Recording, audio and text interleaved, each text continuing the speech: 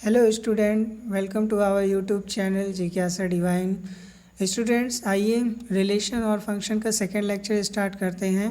और पिछले वीडियोस में हमने कार्टेशियन प्रोडक्ट और ऑर्डर्ड पेयर लिखने सीख लिए थे और कुछ असाइनमेंट में कुछ क्वेश्चंस दिए थे, उनको पहले सॉल्व कर लेते हैं, उनका सॉल्यूशन देख लेते हैं। तो देखिए, ये पहला क्वेश्चन था।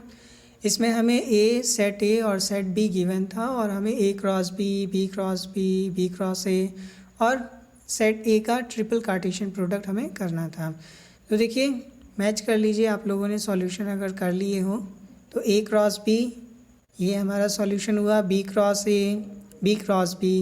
ओके, मीन्स सेट बी में बी क्रॉस बी मतलब बी के साथ हमें पेयर बनाना है। तो पहले 3 का बी के सारे एलिमेंट के साथ पेयर बना लिया, फिर 4 का, इसी तरह 5 का। तो ये हमने ordered pair B cross B के कर लिए। ट्रिपल प्रोडक्ट में हमें करना ये होता है कि सबसे पहले हम ए क्रॉस ए कर लेंगे।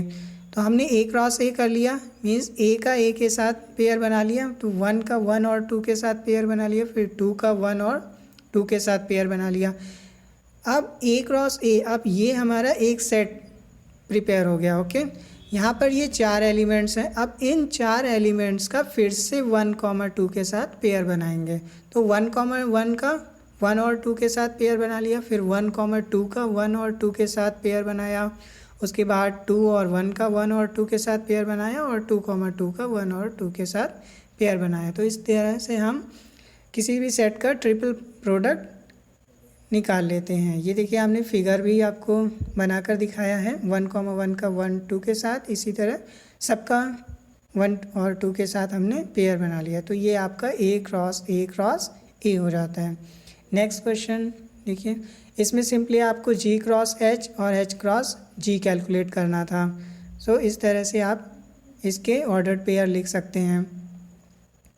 नेक्स्ट देखिए, इस क्वेश्चन में हमें ए क्रॉस बी के आउट ऑफ 9 एलिमेंट 3 एलिमेंट्स यहाँ पर दिए गए थे, 3 ऑर्डर्ड पेयर हमें यहाँ पे दिए गए हैं। Then find remaining elements of A cross B. Okay, A is equal to first coordinate हमें गिवन था, A is equal to A set में वो एलिमेंट होंगे ऑर्डर्ड पेयर के जो फर्स्ट एलिमेंट होंगे, first coordinate of the ordered pair. हमने A का सेट ये लिख लिया 2, 4 एंड 5। बी क्या, बी में वो एलिमेंट होंगे that is second coordinate of the ordered pair. तो ऑर्डर्ड पेयर के जो सेकेंड हैं कोऑर्डिनेट थे वो हमने सेट बी में लिख लिए 7, 8 और 9। तो इस तरह से हमने ए और बी दोनों सेट निकाल लिए। अब ए क्रॉस बी आप कर लीजिए। तो ए क्रॉस बी आप जब करेंगे तो आपके सारे पेयर्स ये लिख देंगे आप, 2 का 7, 8, 9 के साथ, 4 का 7, 8, 9 के साथ, फिर 5 का 7, 8, 9 के साथ। उसके बाद आपसे पूछा गया remaining elements of A cross B. आपको यहाँ पर 3 एलिमेंट पहले से ही दिए गए हैं, इन 3 को छोड़कर बाकी जो रिमेनिंग एलिमेंट्स हैं ए क्रॉस बी में वो लिखने थे। तो मैंने ये देखिए, जो 3 आपको गिवन पेयर थे उनको मैंने मार्क कर रखा है। तो ये 3 पेयर हम हटा देंगे, बाकी जो हमारे पेयर्स हैं उनको हमने रिमेनिंग एलिमेंट्स में हमने उनको रख दिया। Okay, so this is the answer, remaining elements. Next question देखिए, ए क्रॉस बी, यहाँ पर आपको ऑर्डर्ड पेयर बना के पूरा दिया है Cartesian product, A comma X, A comma Y, B comma X, B comma Y. Find A and B. So आपको ए एंड बी फाइंड करना है। A is equal to, A में वो एलिमेंट होंगे ऑर्डर्ड पेयर के जो first coordinate होंगे। Okay, A cross B, A comma B means first coordinate देखिए ए और बी मिल रहे हैं, सेकंड कोऑर्डिनेट देखिए एक्स और वाई मिल रहे हैं।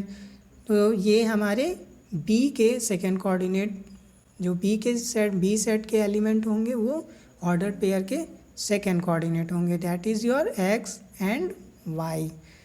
नेक्स्ट क्वेश्चन देखिए, A is equal to 1, 2, 3, B is equal to 3, 4 and C is equal to 4, 5, 6। आपको ये 4 क्वेश्चंस करने थे इस तरह से।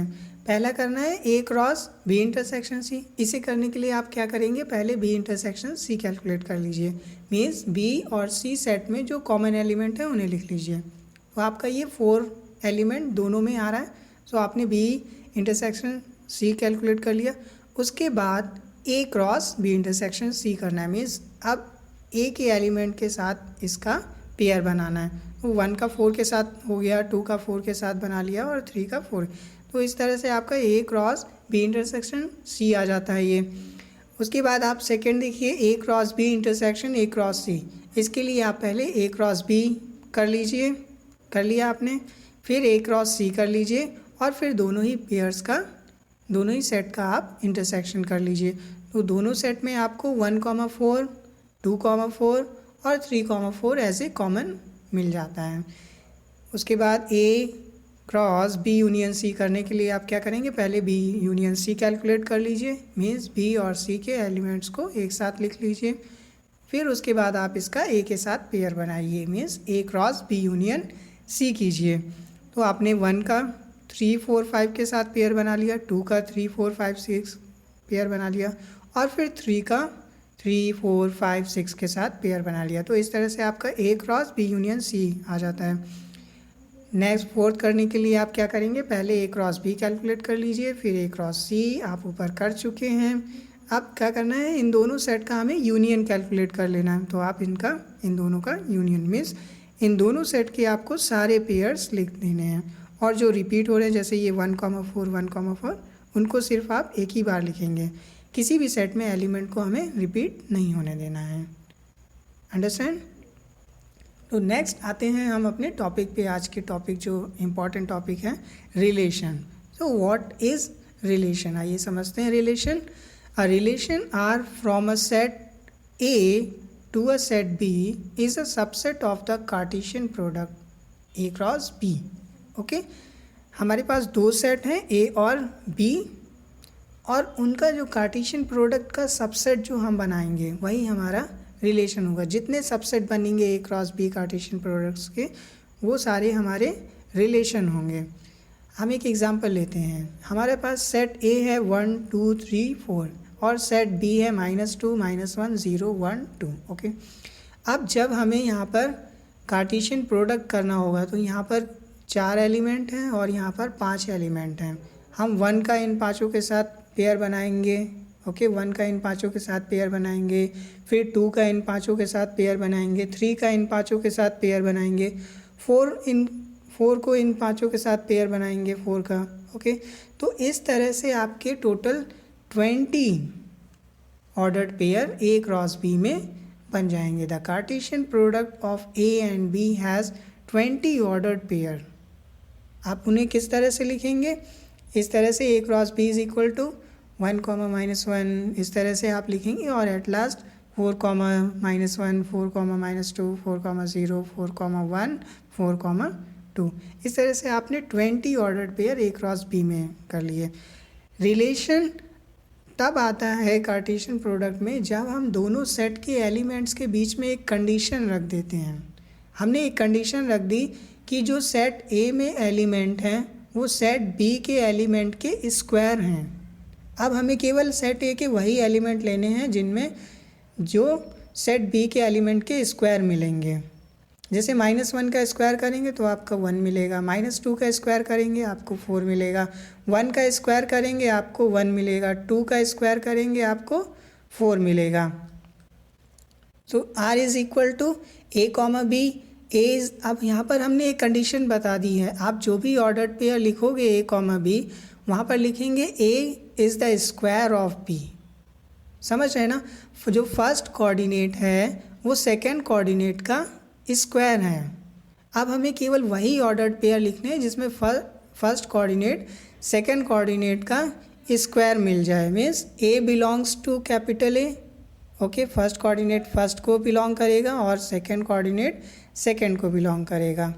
चलिए देखिए, तो R में हमारे ये 4 एलिमेंट आ गए, 1, -1, 1, 1, ओके, 1, -1, 1, 1, फिर 4, -2 और 4, 2।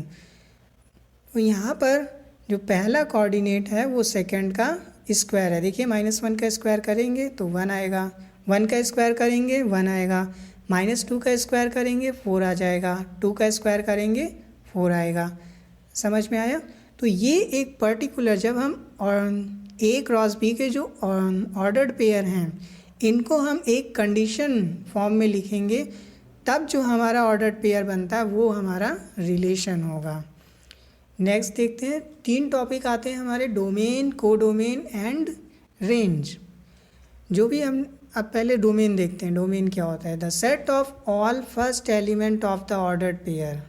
Okay, set of all first element of the ordered pair in a relation R from a set A to a set B is called the domain of the R. जो भी हम ordered pair लिखेंगे relation के अंदर, are के अंदर जो भी ऑर्डर्ड पेयर होंगे उनके जो फर्स्ट एलिमेंट होंगे वो हमारे डोमेन होंगे, और उन्हीं आर के ऑर्डर्ड पेयर में जो सेकंड एलिमेंट होंगे उनको हम रेंज बोलेंगे। The set of all second element in a relation R from a set A to a set B is called the range of the R. देखिए, and third point आता है आपका codomain का। The whole set B is called the codomain of the relation R. जो हमारा दूसरा set होगा उसमें जितने एलिमेंट हैं, रेंज केवल वही एलिमेंट होंगे जो आपके डोमेन से रिलेटेड हैं, और सारे एलिमेंट हम कोडोमेन बोल देंगे। तो हमें रेंज को बोल सकते हैं range is a subset of codomain, क्योंकि सेकेंड सेट के ही एलिमेंट को हम रेंज बोलते हैं। एक एग्जाम्पल देखिए, वही सिमिलर एग्जाम्पल, 1 2 3 4 -1 -2 0, ये 2 सेट थे, इनका हमने रिलेशन लिख लिया था। अब इस रिलेशन के अंदर ये जो ऑर्डर्ड पेयर हैं इनके जो फर्स्ट कोऑर्डिनेट हैं, ओके, इन्हें हम डोमेन बोलेंगे, और जो सेकंड कोऑर्डिनेट हैं रिलेशन के अंदर इन्हें हम रेंज बोलेंगे, range of R. Then codomain क्या होगा? कोडोमेन में ये सारे ही एलिमेंट आ जाएंगे। देखिए, डोमेन ऑफ आर 1,4, 1,4 ये फर्स्ट सेट के एलिमेंट हैं। Domain of range of R जब आप लिखेंगे तो -2 -1 1 और 2 ये आपके सेकंड कोऑर्डिनेट थे, और ये सेकंड कोऑर्डिनेट किस में आ रहे हैं? सेट बी में आ रहे हैं। तो सेट बी के सारे एलिमेंट इसमें मिल जाएंगे आपके। देखिए, रेंज के सारे एलिमेंट आपको बी में मिल रहे हैं, -2 -1 1 और 2। रेंज के सारे एलिमेंट सेट बी में मिल रहे हैं, तो आप, और सेट बी को आप क्या कहेंगे? कोडोमेन। ये सेट पूरा जो हमारा सेकंड सेट होता है इसको आप पूरा कोडोमेन बोलिए, समझ रहे हैं? तो कोडोमेन आपका -2 -1 0 1 2, कोडोमेन में हमें दूसरे सेट के सारे एलिमेंट लिख देने हैं। तो इस तरह से ये डोमेन, कोडोमेन एंड रेंज ये हो जाते हैं। अब इसी टॉपिक पे हम कुछ एग्जांपल्स देख लेते हैं। So this is your first example. Let A is equal to 1 2 3 up to 14 तक नेचुरल नंबर दिए गए हैं। Define a relation R from A to A by R is equal to x, y such that. आप जो भी ordered pair लिखेंगे x and y के form में, x, y के फॉर्म में, उनमें रिलेशन देखिए क्या आपको दिया गया है, 3x - y is equal to 0 where x and y belongs to a। दोनों ही जो भी आप यहाँ पे ऑर्डर्ड पेयर में जो भी एलिमेंट लिखेंगे वो दोनों a में प्रेजेंट होने चाहिए, समझ रहे हैं? a में प्रेजेंट होने चाहिए। Write down its domain, codomain and range. तो सबसे पहले हम r लिख लेते हैं यहाँ पर। देखिए, सेट a टू a जो भी रिलेशन बनाना है वो हमें a टू a मीन्स हमने a को 2 बार लिख लिया।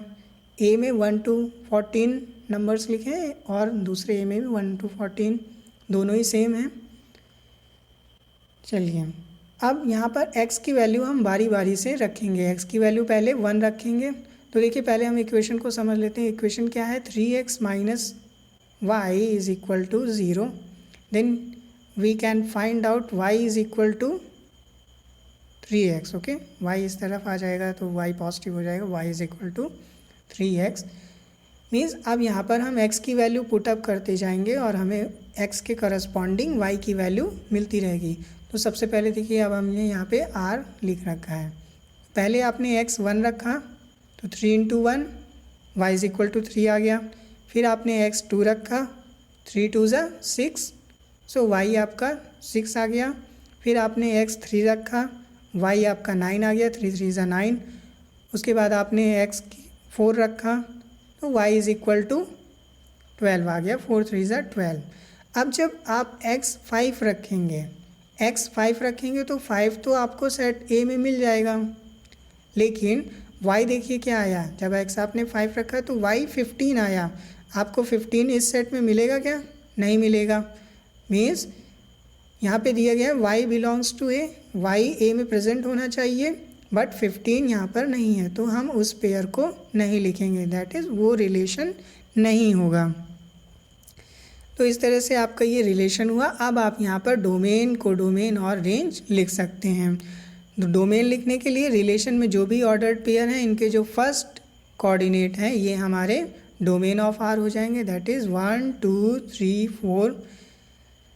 रेंज ऑफ आर लिखना है, जो सेकेंड कोऑर्डिनेट होंगे ये हमारे रेंज होंगे। रिलेशन के अंदर जो भी ऑर्डर्ड पेयर हैं इनके सेकेंड कोऑर्डिनेट जो होंगे वो हमारे रेंज होंगे। और कोडोमेन में हमें दूसरे सेट के सारे एलिमेंट ये हमारे कोडोमेन होते हैं, तो हमने सारे एलिमेंट लिख दिए 1 2 3 अप टू 14। नेक्स्ट क्वेश्चन देखिए, a is equal to 1, 2, 3, 5 and b is equal to 4, 6, 9। अब यहाँ पर आप जब a क्रॉस b करेंगे तो आपको कितने पेयर आप बना लेंगे? यहाँ पे 4 एलिमेंट हैं और यहाँ पे 3 एलिमेंट हैं, तो आपके 12 बनेंगे। बट देखिए रिलेशन में आपको कितने पेयर बनाने हैं? Define a relation from a to b by r is equal to x, y such that the difference between x and y is odd. Means हम जो भी दो नंबर लेंगे उनका डिफरेंस ऑड आना चाहिए। अब देखिए किन्हीं दो नंबर का डिफरेंस ऑड कब आता है? या तो वो दोनों नंबर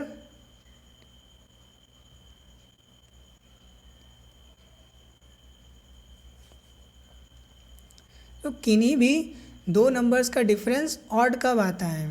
या तो उनमें से एक इवन हो दूसरा ऑड हो। हमेशा इवन और ऑड का डिफरेंस निकालेंगे तो हमारा रिजल्ट जो आएगा वो ऑड आएगा। आप ऑड और ऑड नंबर का डिफरेंस निकालेंगे, रिज़ल्ट आपका इवन आएगा। इवन और इवन का डिफरेंस निकालेंगे, रिज़ल्ट आपका इवन आएगा। मीन्स एक नंबर एक पहला एलिमेंट, इस पेयर का पहला एलिमेंट इवन होना चाहिए, दूसरा एलिमेंट ऑड होना चाहिए, या पहला ऑड हो दूसरा इवन हो।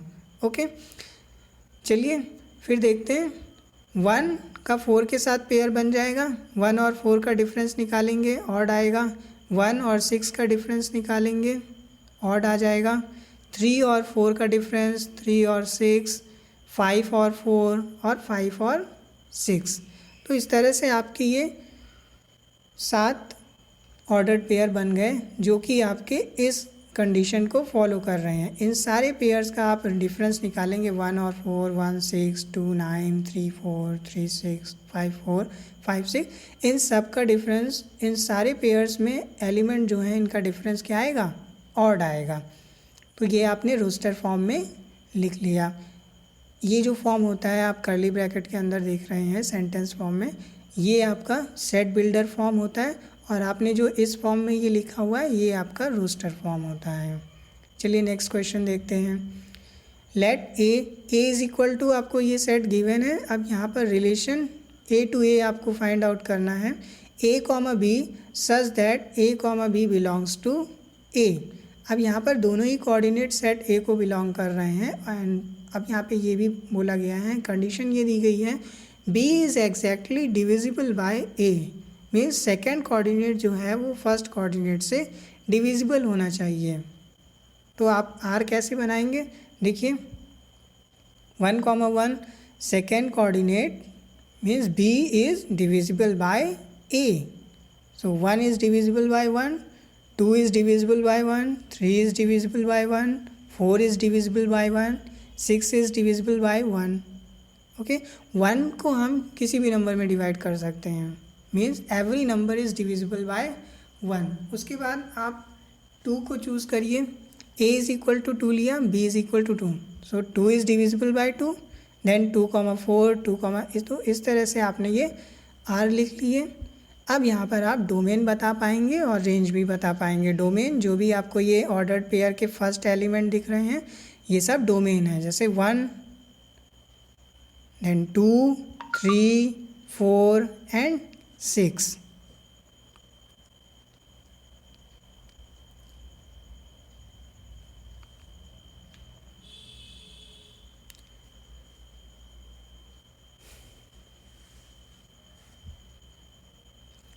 नेक्स्ट क्वेश्चन देखिए, let A is equal to 1, 2, 3, 4, 6।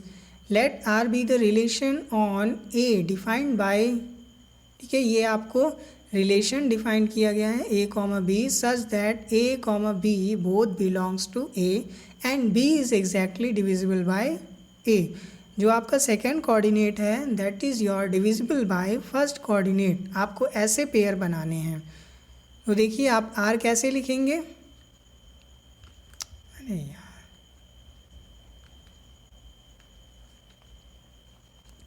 Next question देखिए, ए इज इक्वल टू आपको ये सेट गिवन है। अब आर आपको किस तरह से डिफाइन करना है, A comma B such that A comma B belongs to A, B is exactly divisible by ए।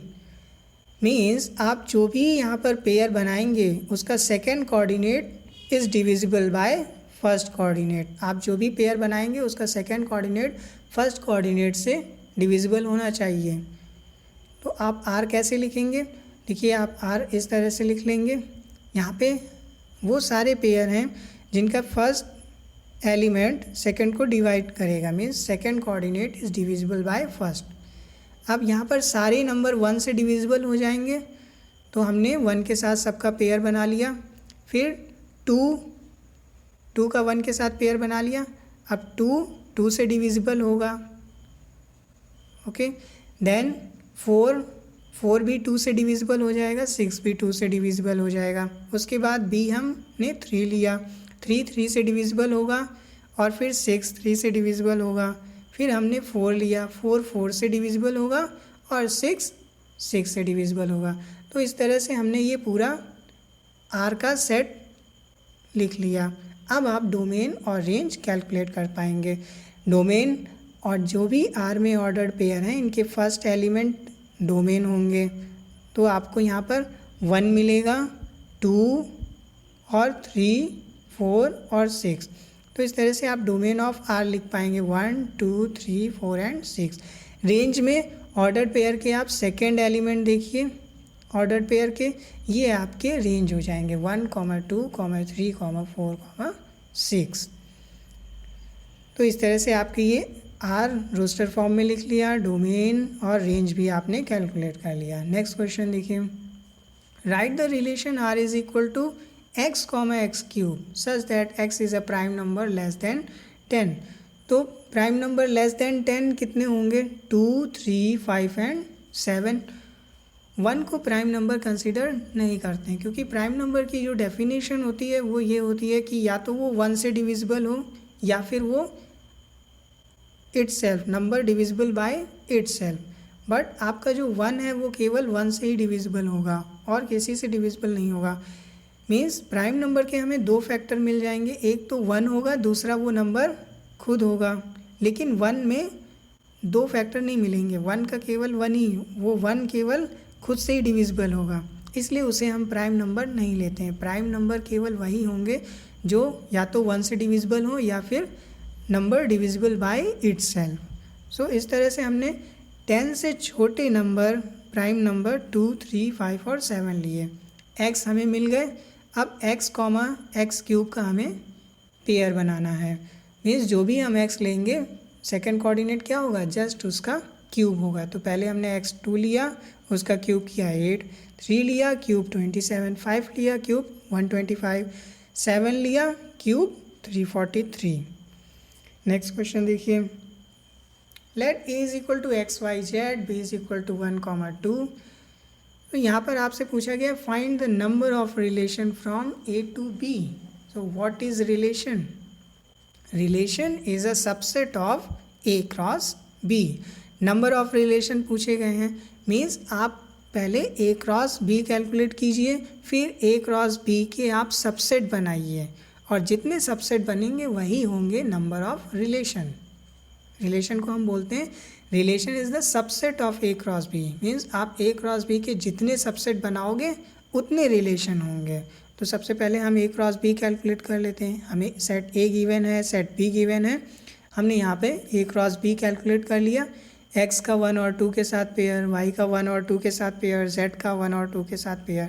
तो इस तरह से हमारा ए क्रॉस बी आ जाता है। अब ए क्रॉस बी में 6 एलिमेंट हैं, तो इसके सबसेट कितने हो जाएंगे? When number of elements in set ए, अगर किसी सेट ए में नंबर ऑफ एलिमेंट 6 हैं तो उसके सबसेट कितने होंगे? 2 to the power 6। तो इसके सबसेट हो जाएंगे आपके 2 to the power 6, that is your 64। तो नंबर ऑफ रिलेशन कितने हुए? जितने हम सबसेट लिखेंगे उतने ही उसके रिलेशन होंगे। तो इस तरह से आपका ये भी हो जाता है। Relation R is the subset of A cross B, there is 6 element in A cross B, therefore the number of relation from A to B is 2 to the power 6, that is your 64। Next question देखिए, let R be the relation on Z defined by, यहाँ पर Z integer को represent कर रहा है। Z हमेशा integers को represent करेगा। R is equal to a comma B both are integer and a minus b is an integer. हमें पता है जब किन्हीं इंटीजर्स का हम या तो इंटीजर्स का सम करें तो भी हमें इंटीजर मिलेगा, इंटीजर का डिफरेंस कर रहे हैं तो भी हमें इंटीजर मिलेगा, इंटीजर का मल्टीप्लाई करेंगे तो भी हमें इंटीजर मिलेगा। ओके, तो यहाँ पर a minus b is an integer, a और b दोनों ही इंटीजर हैं। यहाँ पर आपको ऑर्डर पेयर बनाने हैं, ऐसे ऑर्डर पेयर बनाने हैं आप अगर उनका डिफरेंस निकालें तो वो इंटीजर आए। तो आप कितने भी a इंटीजर है, b भी इंटीजर है, तो आप सारे इंटीजर ले सकते हो। मीन्स आपके पास minus infinity to positive infinity number line पे आपको जितने इंटीजर मिलेंगे आप सारे जेड ले सकते हो। तो डोमेन आपका क्या हो गया? मतलब ए आप सारे ए ले सकते हो, सारे जेड ए की जगह आप सारे इंटीजर लिख सकते हो। तो इस तरह से आपका डोमेन पूरा इंटीजर का पूरा ग्रुप हो जाएगा। Means domain of R is whole z. Similarly range of R is whole z. Means सारे इंटीजर्स आपके रेंज होंगे, सारे इंटीजर्स आपके कोडोमेन होंगे। अब अगर यहाँ पर कोडोमेन भी पूछा जाता है तो उसका भी आंसर यही होता कि ऑल इंटीजर्स आर कोडोमेन। तो इस तरह से आपके ये क्वेश्चंस हो जाते हैं। वीडियो आपको पसंद आया हो तो कमेंट करके ज़रूर बताइएगा, अपने दोस्तों को भी शेयर कीजिएगा। नेक्स्ट वीडियो में हम कुछ और क्वेश्चंस करेंगे, फंक्शंस, नया टॉपिक स्टार्ट करेंगे। ओके, वीडियो पसंद आया हो तो लाइक कीजिएगा और शेयर भी कीजिएगा अपने फ्रेंड्स को। Okay, thanks, bye bye.